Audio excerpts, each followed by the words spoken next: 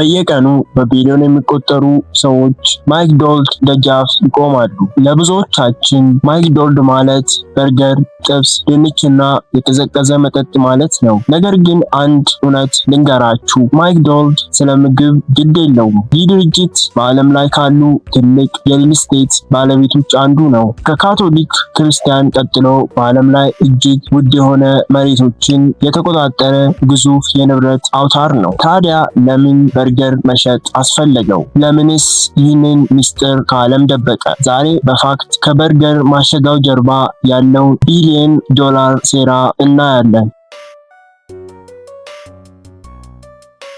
ሬዲ ክሮክ ወንድማማቾቹን ማክዶናልዶችን ሲያገኛቸው ያገኘው ወርቅ መስሎት ነበረ። ያላዩትን እድል አየላቸው። ይህንን ድርጅት በየከተማው ማስፋፋት አለብን አላቸው። ክሮክ የበርገሩን አሰራር ወደደው፣ ፍጥነቱን አደነቀው። ነገር ግን አንድ ትልቅ ስህተት ሰርቶ ነበረ። ያደረገው የፍራንቻይዝ ስምምነት ለወንድማማቾቹ እጅግ ለእርሱ ትርፍ የሚያገኝ አልነበረውም። ክሮክ ስሙን ያስፋፋል፣ ወንድማማቾቹ ደግሞ ትርፉን ይሰበስባሉ። እሱ ግን በባንክ ዕዳ ተጠመደ። በሚሊዮን የሚቆጠሩ በርገሮች ይሸጣሉ። የክሮክ ኪስ ግን ባዶ ነበረ። ይህ ለማንኛውም ሲዮ ትልቅ የክህደት ትምህርት ነው። ክሮክ የሚሸጠው ነገርና የሚያገኘው ትርፍ አልተመጣጠኑም። ድርጅቱ እያደገ፣ ባለቤቱ ግን እየከሰረ ነበር። ክሮክ አንድ ተአምር ካልተፈጠረ በቀር ንግዱ ሊያከትምለት ጥቂት ቀናት ብቻ ቀርተውት ነበረ። በትክክለኛው ሰዓት በትክክለኛው ቦታ አንድ ምስጢራዊ ሰው ብቅ እስኪል ድረስ ሬይ ክሮክ በባንክ ዕዳ ተተብትቦ ንግዱ ሊያከትምለት አንድ እርምጃ ሲቀረው ነው ሃሪ ሶምቦርን በሕይወቱ ብቅ አለ። ሶምቦርን የፋይናንስ ሊቅ ነበረ። እሱ የማክዶናልድን ሰነዶች ሲመለከት ያየው ነገር ክሮክ ካሰበው ፈጽሞ የተለየ ነበረ። ሶምቦርን ለክሮክ እንዲህ አለው፣ አንድ በርገር በመሸጥ ቢሊዮነር አትሆንም። አንድ በርገር መሸጥ ያለብህን ፍራንቻይዝ የሚገዙልህ ሰዎች ኪራይ እንዲከፍሉልህ ማድረግ መንገድ ብቻ ነው። ይህ ንግግር የማክዶናልድን ታሪክ ለዘላለም ቀየረው። ማክዶናልድ ምግብ ቤት መሆኑ ቀርቶ የመሬት ባለቤትነት መሆን የጀመረው እዚህ ጋር ነው። ሶምቦርን የነደፈው ስልት ክሮክን ከበርገር ሻጭነት ወደ ዓለማችን ትልቁ አከራይነት ቀየረው። ከዚህ በኋላ ማክዶናልድ በርገር የሚሸጠው መሬቱን ለማከራየት ብቻ ሆነ። አንድ ሰው የማክዶናልድን ፍራንቻይዝ ሲገዛ ትልቅ ስህተት ይሰራል። እሱ የሚመስለው ምግብ ቤት እየከፈተ ነው። ማክዶናልድ ግን እያደረገ ያለው መሬት እያከራየ ነው። ሶምቦርን የቀረጸው ስልት ይሄ ነበረ።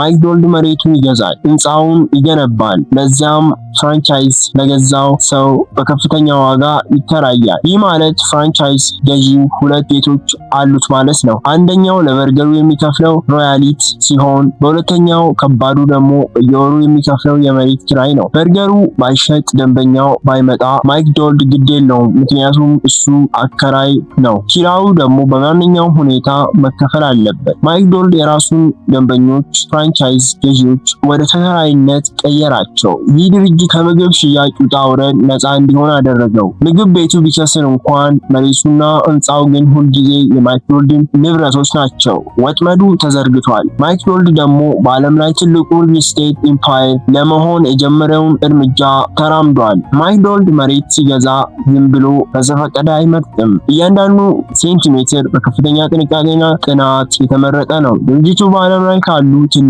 የስለላ ድርጅቶች በማይተናነስ መልኩ የሰዎችን እንቅስቃሴ ያጠናል። የትኛው ጎዳና በሰዎች ይጨናነቃል? የትኛው አቅጣጫ ለመኪና መታጠፊያ አመቺ ነው? ለማክዶናልድ መሬት ማለት የበርገር መሸጫ ቦታ ብቻ አይደለም። መሬት ማለት አሲስት ነው። እጅግ ውድ የሆነ የከተማ መሃል ቦታዎች ቀድመው በመቆጣጠር የማይንቀሳቀስ ንብረት ፊክስድ አሲስታንት ክምችቱን ያበለጽጋል።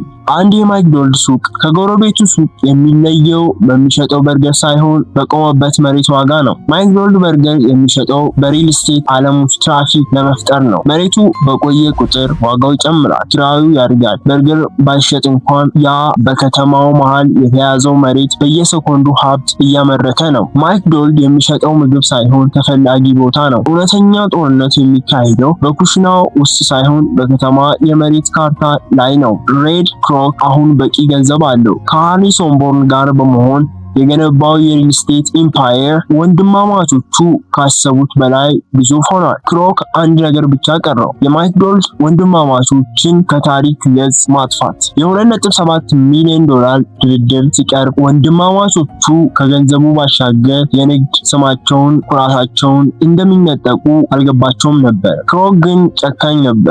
ስሙን ብቻ ሳይሆን ነፍሱን ጭምር ነው የወሰደው። ወንድማማቾቹን የራሳቸውን ስም እንኳን እንዳይጠቀሙ አገዳቸው። ክሮክ ስልጣኑን ያገኘው በገፍ ጠብሶ አይደለም፣ መሬቱን እና ኮንትራቱን በመቆጣጠር ነው። ሪል ስቴት ማለት ስልጣን ነው የሚለው መርህ በተግባር አሳየ። ወንድማማቾቹ በፈጠሩት ሱቅ ውስጥ ባዕድ ሆነ። ክሮክ የሪል ስቴት መሬቱን እንደ ጦር መሳሪያ ተጠቅሞ መስራቾችን ከሜዳ አስወጣቸው። ድርጅቱ አሁን የአንድ ሰው ብቻ ሆኗል። አንድ አስገራሚ ሀቅ ልንገራችሁ። ማክዶናልድ ከሚሸጠው እያንዳንዱ በርገር ከሚያገኘው ትርፍ ይልቅ ከሚያከራየው መሬት የሚያገኘው ትርፍ ከ4 እጥፍ ይበልጣል። ድርጅቱ በየዓመቱ ከሚሰበስበው በቢሊዮን የሚቆጠሩ ዶላር ውስጥ አብዛኛው የሚመጣው ፍራንቻይዝ ከገዙት ሰዎች በሚሰበሰብ ክራይ ነው። ይህ የማክዶናልድን ውድቀት የማይበግረው ሪሴንሽን ፕሩፍ ያደርገዋል። በኢኮኖሚ ቀውስ ወቅት ሰዎች በርገር መግዛት ቢቀንሱ እንኳን ፍራንቻይዝ ገዢዎቹ ግን መሬቱን ለመጠቀም ኪራዩን መክፈላቸውን መቀጠል አለባቸው። ማክዶናልድ ራሱን ከምግብ ኢንዱስትሪው አደጋ ጠብቆ በሪል ስቴት ዓለም ውስጥ ምሽግ ሰርቷል። ማክዶናልድ በርገር መሸጫውን እንደ መሬት ማከራያ ማሽን ነው የተጠቀመበት። ኩባንያው ምግብ ቤት ሳይሆን በርገር የሚሸጥበት መሬት ያለው ግዙፍ ባንክ ሆኗል። ለዚህም ነው ማክዶናልድ በዓለም ላይ ካሉ ድርጅቶች ሁሉ እጅግ የተረጋጋ የገንዘብ ፍሰት ያለው። ማክዶናልድ ከአሜሪካ ወጥቶ ዓለምን ሲያዳርስ ተልዕኮ በርገር መሸጥ ብቻ አልነበረም። ኩባንያው እያደረገ ያለው ጸጥተኛ የመሬት ወረራ ነው። ዛሬ ማክዶናልድ በዓለም ላይ በጣም ውድና ስትራቴጂካዊ በሆነ ቦታዎች ላይ በማንኛውም ግለሰብ ወይም ድርጅቶች በላይ መሬት አለው። በፓሪስ የታሪክ ህንፃዎች ውስጥ፣ በለንደን እምብርት፣ በቶኪዮ ዘመናዊ ጎዳናዎች ማክዶናልድ